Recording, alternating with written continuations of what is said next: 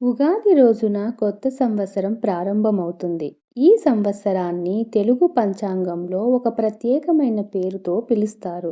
ఈ పేర్లు 60 సంవత్సరాల చక్రంలో తిరుగుతూ ఉంటాయి. దీనిని సంవత్సర చక్రం అంటారు. ఉగాది రోజు జరిగే పంచాంగ శ్రవణం ఆ సంవత్సరపు పేరు, ఫలితాలు ప్రకటిస్తారు.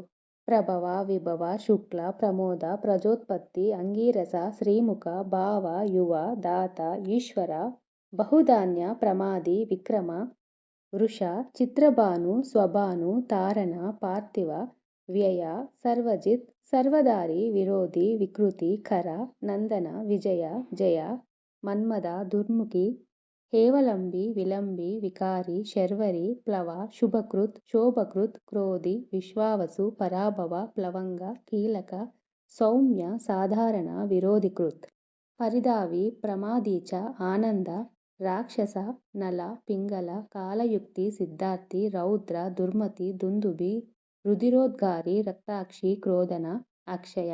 2026 ఉగాది నుండి ప్రారంభమయ్యే సంవత్సరం పేరు పరాభవ సంవత్సరం.